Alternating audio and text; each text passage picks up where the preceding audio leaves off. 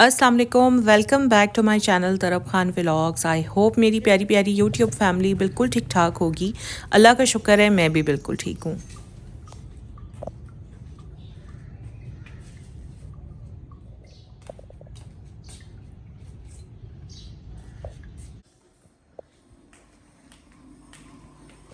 समिया, जी। कल वो चिकन मंगाया था ना, हाँ जी। तो उसका बिल कहाँ है? भाजी को पड़ा है उधर। वो दे दो बेटा, बाकी पैसे भी दे दो, बिल भी दे दो। ठीक है।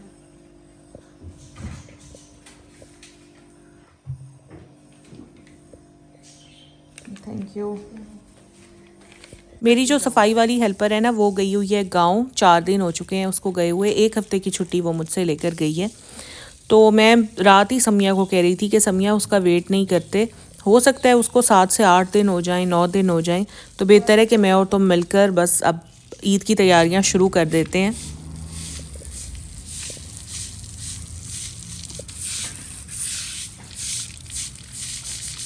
आखिरी अशरा ताक रातें चल रही हैं, इबादत करनी होती है, फिर सहरी अफ्तारी बनाना, उसके बाद बाज़ार के चक्कर भी आजकल मेरे लग ही रहे हैं।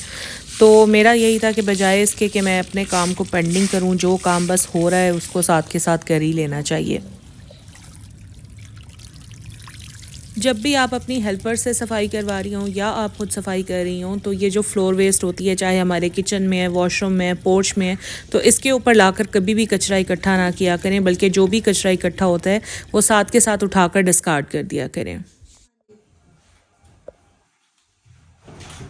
मैंने अपने पूरे घर के कर्टन वॉश करवाने थे, बट अभी मसरूफ़ियत की वजह से मैं करवा नहीं सकी। और ये जितने भी कर्टन्स हैं, ये ऐसे कर्टन्स नहीं हैं जिन्हें मैं बड़े आराम से उतार के और घर में वॉश कर लूँ, क्योंकि ये दिखने में हल्के लगते हैं, मगर ये जितने भी कर्टन्स मेरे घर में लगे हुए हैं ना, अच्छा खासा हैवी कपड़ा है। और कुछ की जो लाइनिंग है वो साथ अटैच है और कुछ की लाइनिंग सेपरेट है, और कुछ रूम्स में ब्लाइंड लगे हुए हैं। तो ये घर पे करने वाला काम है ही नहीं। वैसे भी कर्टन्स को प्रॉपर रेलिंग पर से उतारना फिर लगाना, that is very difficult task, और जबकि इतने सारे कर्टन्स धोने हो। तो मैंने सोचा है कि अभी तो नहीं, बट बकर ईद से पहले पहले इंशाल्लाह मैं ये सारे कर्टन्स वॉश करवाऊंगी। और यहाँ लाहौर में ना डिफरेंट कंपनीज़ होती हैं जो इस तरह का सारा काम करती हैं। आप उनके साथ मतलब अपनी डील बना लें, तो उनको बुलाएं, वो सारे कर्टन्स आपके उतारेंगे, ले जाएंगे, वॉश करेंगे, प्रेस करेंगे और फिर वापस लाकर सारे हैंग भी करेंगे। तो मैंने सोचा है कि इंशाल्लाह जब भी मैं ये अपना काम करवाऊंगी, आप लोगों के लिए प्रॉपर एक वीडियो रिकॉर्ड करूंगी, आप लोगों को दिखाऊंगी सारा प्रोसेस, और रेट मेरा उनके साथ क्या फ़ाइनल होता है वो भी मैं सारा आपके साथ शेयर करूंगी। इस तरह आपको भी बहुत हेल्प मिलेगी।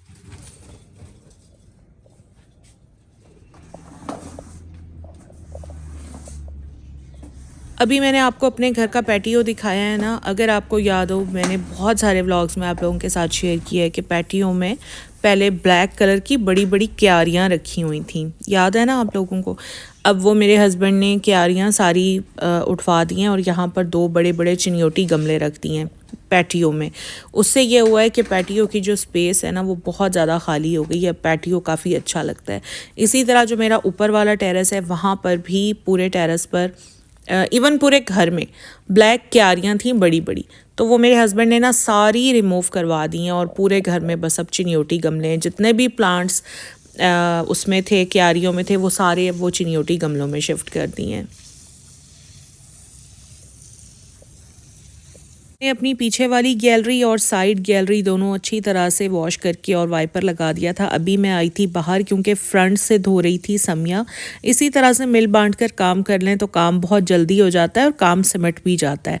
अच्छा, ये जो मेरे घर के बाहर आपको ग्रीनरी सारी नज़र आ रही है ना, और घर के जो मेरे अंदर वाला गार्डन है, ये सर्दियों में बहुत ख़राब हो जाती हैं दोनों जगहें, क्योंकि मेरा घर ऐसी डायरेक्शन में है जहाँ सर्दियों में धूप नहीं आती। बट जैसे जैसे मौसम चेंज होता जाता है ना, तो माशाल्लाह माशाल्लाह बाहर वाला एरिया भी और अंदर वाला गार्डन इतना लश ग्रीन हो जाता है, दिखने में भी बहुत अच्छा लगता है और बैठने में भी बहुत मज़ा आता है।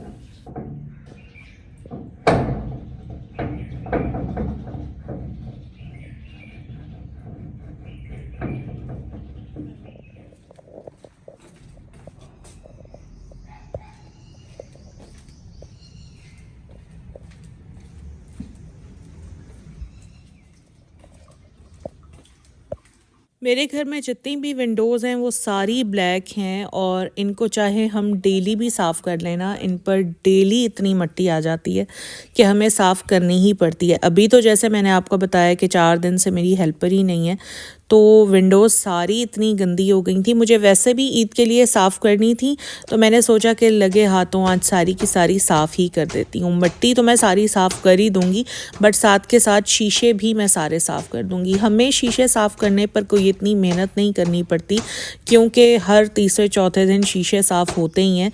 हल्का सा गीला कपड़ा लगाया और सारी विंडोज़ साफ़ हो गई थी।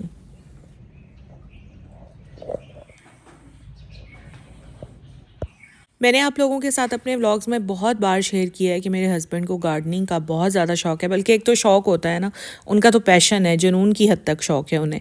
तो अभी ये हमारे घर में एक नई नई एडिशन हुई थी हैंगिंग बास्केट्स की, तो मैंने सोचा आप लोगों के साथ शेयर करती हूँ। मुझे बताइएगा ज़रूर कि कैसी लग रही हैं। अभी तो सिर्फ 4 इधर हैंग हुई हैं, क्योंकि जितना टाइम होता है मेरे हस्बैंड के पास उसी टाइम में वो फिर ये सब कुछ मैनेज करते हैं। अभी 4 ही हैंग हुई हैं, रेड, येलो, ब्लू, वाइट। और अभी फ्रंट पे मैं आपको दिखाती हूँ, ये कॉर्नर तक इसी तरह से बाकी कलर्स की भी हैंग होंगी, लेकिन जो इसमें जो प्लांट लगा हुआ है ना, वो यही रहेगा। अब मुझे नहीं पता ये कौन सा प्लांट है, आई थिंक पिटोनिया है जहाँ तक, maybe I am wrong, but मुझे यही याद है कि पिटोनिया ही इसमें लगाया था उन्होंने। बट पिटोनिया भी दो तरह के होते हैं, एक में बड़ा फूल लगता है और एक में छोटा फूल लगता है। जो बड़े फूल वाला पिटोनिया होता है वो थोड़ा सा सस्ता होता है, और छोटे फूल वाला थोड़ा सा महंगा होता है। ये जो इन बास्केट्स में लगे हुए हैं ना, ये छोटे पिटोनियाज लगे हुए हैं। अब आप देखें कि हर बास्केट में पौधा वही है, बट फूल अलग अलग कलर के हैं। सुबहान अल्लाह, अल्लाह ताला की शान है। बाहर का सारा अच्छे तरीके से वॉश करने के बाद मैं आ गई हूँ अंदर। अच्छा, साथ के साथ आप लोगों को ये बता दूँ कि बाहर की जो गैलरीज़ हैं और जो पोर्च है, आज हमने सर्फ़ डाल के वॉश की है। यूजुअली हम लोग सर्फ़ डाल के वॉश नहीं करते, बट जब भी हमें डीप क्लीन करना होता है, अच्छे तरीके से फ्लोर साफ़ करना होता है, तो हम सर्फ़ डालकर साफ़ करते हैं। अच्छा, सर्फ़ मैं इसके लिए कौन सा यूज़ करती हूँ मैं आपको ये भी बता दूँ। जब भी मुझे पोर्च बाहर से साफ़ करना होता है तो मैं बोनस सर्फ़ इस्तेमाल करती हूँ। एरियल या सर्फ़ एक्सेल जिससे हम लोग कपड़े वॉश करते हैं वो मैं नहीं डालती।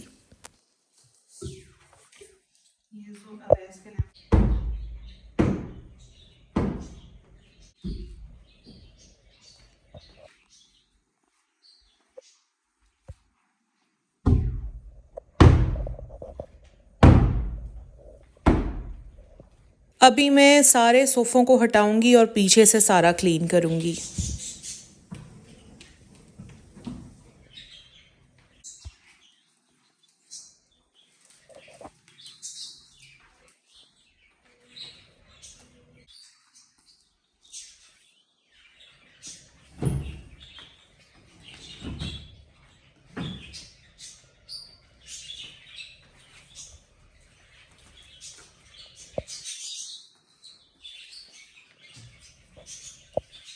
झाड़ू सारी मैंने लगाई और उसके बाद डस्टिंग भी सारी मैंने की थी, बाद में मॉपिंग समिया ने की थी। अच्छा, जैसे कि आप लोगों को नज़र आ ही रहा है कि मेरे घर में है वाइट टाइल्स। इनको साफ़ रखने के लिए और इनकी चमक को बरकरार रखने के लिए इनकी एक्स्ट्रा ही केयर करनी पड़ती है।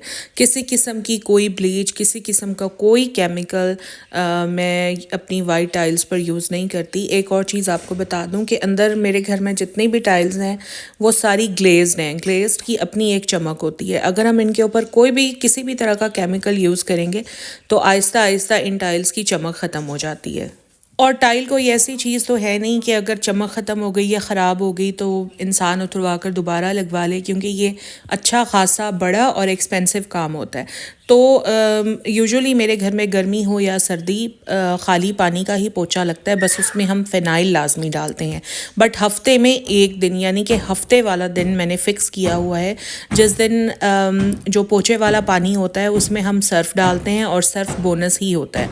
उसमें हम सर्फ़ डालते हैं, फ़िनाइल डालते हैं, थोड़ा सा बेकिंग सोडा डालते हैं, और पूरे घर में फिर उसी का पोछा लगता है। आप लोग अक्सर पूछते हैं ना कि आपके घर के फ़र्श इतने साफ़ सुथरे और चमकदार कैसे होते हैं, तो यही वजह है कि मेरे घर के फ़र्श हमेशा साफ़ सुथरे, सफ़ेद और चमकदार होते हैं।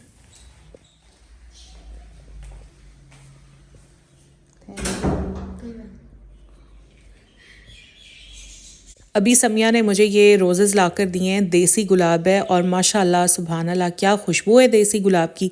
मेरी अम्मी के घर भी इस बार बहुत ज़्यादा गुलाब लगा है। उनका तो जो पौधा है ना गुलाब का वो पूरा भरा हुआ है। अभी मेरे घर में तो गुलाब नहीं है, बट ये मेरे जो सामने वाले घर हैं उनके घर के बाहर की जो ग्रीन बेल्ट है वहाँ गुलाब का पौधा लगा हुआ है। और पौधा इतनी मतलब माशाल्लाह इतना फूलों से भरा रहता है ना कि फूल टूट टूट कर नीचे गिरते रहते हैं। तो जो नीचे गिर जाते हैं ना फिर समिया वो उठा कर ले आती है।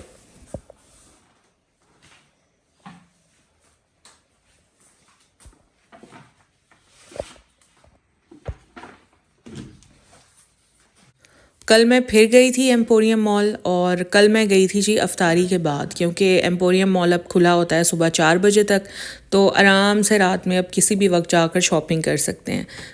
कल मेरा भाई भी आया हुआ था तो मैंने लिया भाई को साथ, और मैं और भाई सबसे पहले तो गए हैं मेरी बहन की तरफ। वहाँ हम घंटा बैठे हैं और उसके बाद फिर हम गए हैं एम्पोरियम मॉल। असल में मैंने तरफ की तो शॉपिंग कर ली थी, बट मेरे बेटे की शॉपिंग नहीं हुई थी, तो कल मैं वो करने के लिए गई थी। आप लोगों के साथ शेयर इसलिए नहीं करी बेटे की शॉपिंग कि आई नो किसी को इंटरेस्ट नहीं होता लड़कों की शॉपिंग में।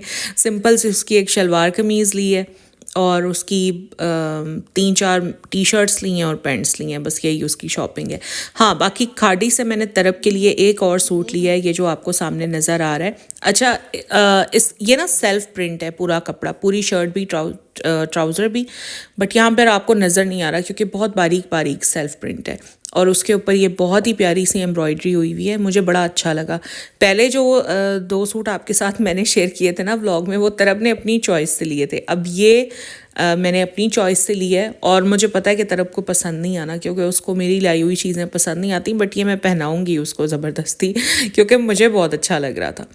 तो अच्छा, ये आर्टिकल वैसे पहले था भी नहीं। कल जब मैं गई हूँ ना तो कल ही ये आर्टिकल डिस्प्ले में वो लोग लगा रहे थे, तो मुझे बड़ा अच्छा लगा, मैंने फ़ौरन ही ले लिया।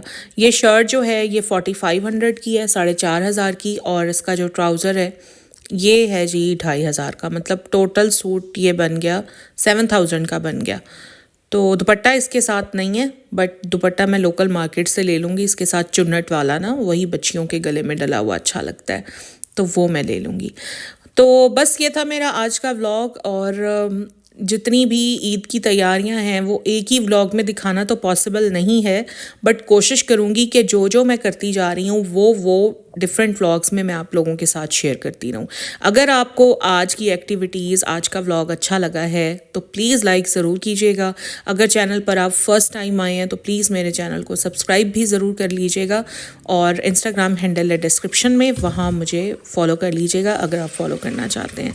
तो बस अपना ख्याल रखिएगा। ताक रातों में की गई दुआओं के दरमियान में मुझे और मेरी फैमिली को भी याद रखिएगा। ओके जी, अल्लाह हाफिज़।